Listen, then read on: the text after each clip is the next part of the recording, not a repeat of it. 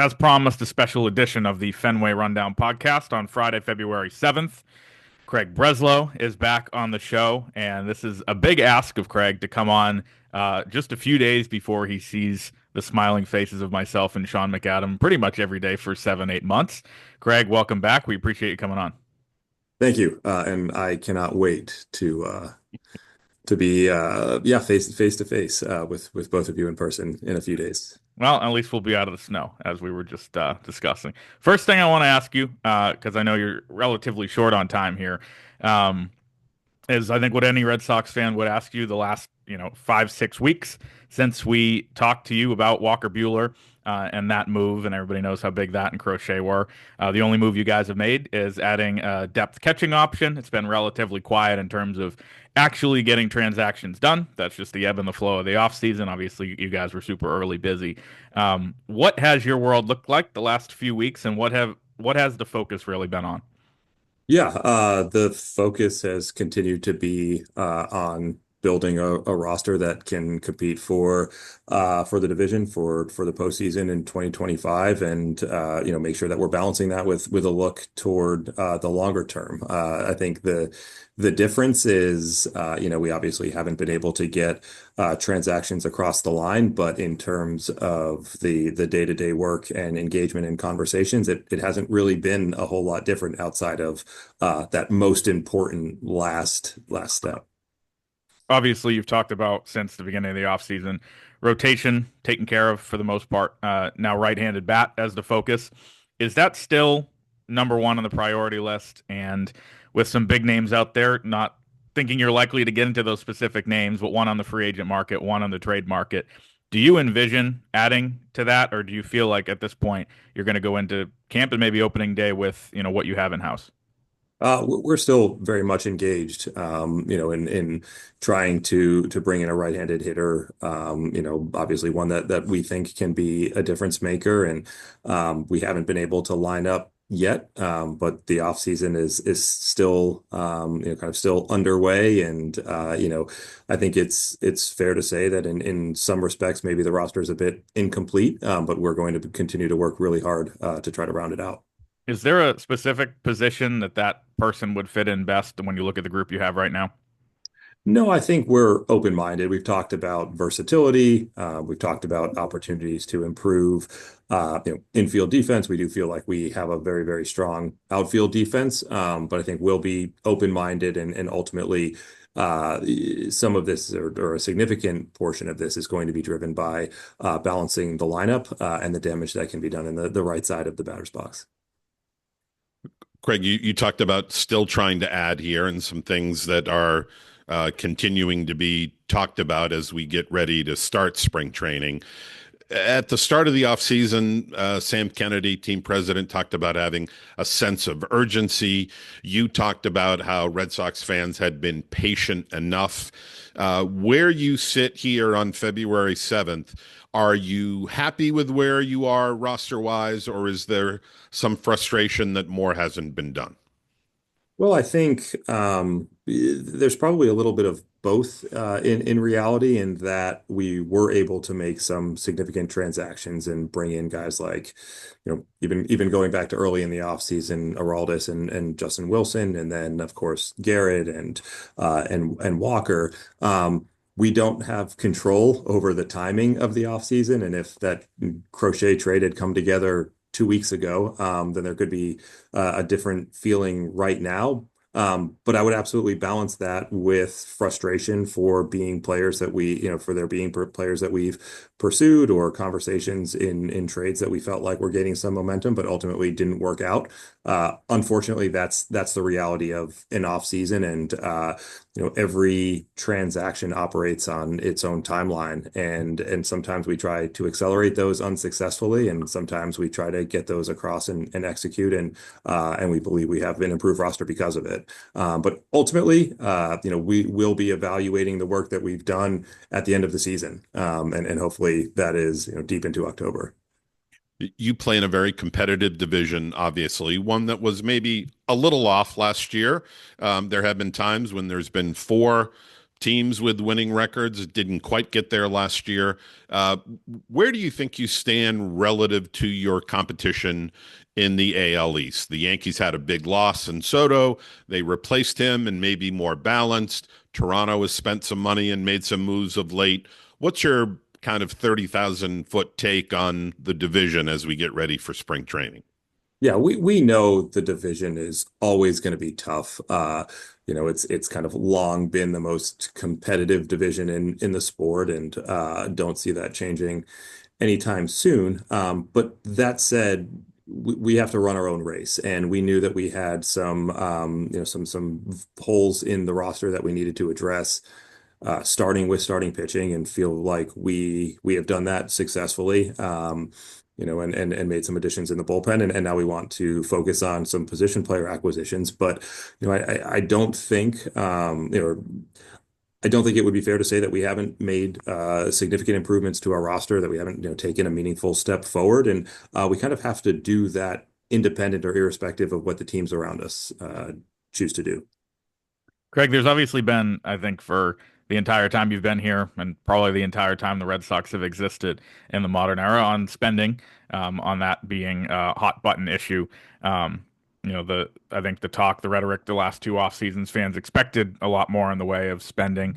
Um, I think that the thought when you guys acquired Garrett Crochet and did it the way you did, where he's coming in as a low priced guy relatively for right now, that big spending would come. Number one, is there an appetite to make those big dollar moves still before opening day? And then two, what would you say just to that criticism of maybe the fan base that you have not gone and made that aggressive spending on the free agent market move quite yet? Yeah, I think, what I would say is I understand the criticism, but at the same time, my job is to put the most competitive team on the field that I possibly can. And I think that we are taking meaningful steps toward doing that. And some come at the cost of dollars, some come at the cost of really talented young players that we needed to trade away. And ultimately, I think the barometer for our success is going to be where we finish in the standings, and that is absolutely the way that it should be. And that's the standard that we're going to hold ourselves accountable to. And then to answer your question about whether or not there's an appetite, or the resources are available for the right player, the answer is yes. And I have to balance the kind of urgency and immediacy that Sam spoke about with the responsibility to build a competitive team that's capable of accomplishing what we'd like to accomplish in 2025, but also beyond. We've spoken a lot about that right-handed bat. It's been somewhat elusive for the organization this offseason so far. Craig, how much of that is driven by maybe your faith in some prospects, including somebody like Kristian Campbell, who might be able to step in and provide that right-handed pop and balance to the lineup without costing you the kind of big money deal? How much of your reluctance, if you want to call it that, to jump into a big expensive free agent is driven by not wanting to block somebody like Campbell and your faith in what he might be able to do this year? Yeah, I think it's important and necessary to maybe decouple those two things, in that we are incredibly excited about Kristian and others' futures in the organization. I think being ranked the first, the top rated farm system a couple of days ago is a great testament to hard work across the organization. At the same time, I don't think it's fair to put so much pressure on kind of young, unproven players to say that, this player will be the middle of the order right-handed bat, or this player will be, kind of the fill in the blank. I think we're trying to balance those outlooks. We obviously, believe that sustainability comes at least in part from this internally developed pipeline of talent. But at the same time, I've said for a year now that the recipe for success in Boston has long been this combination of homegrown talent plus bringing in stars at times via free agency or via trade to complement that group. And so we're very, very open-minded about the need to do both, and we intend to do both. As we get a little closer to the start of spring, maybe we can take Marcelo Meyer out of the equation because he's reporting having missed some time last year, and I'm sure you want to see him healthy and recovered.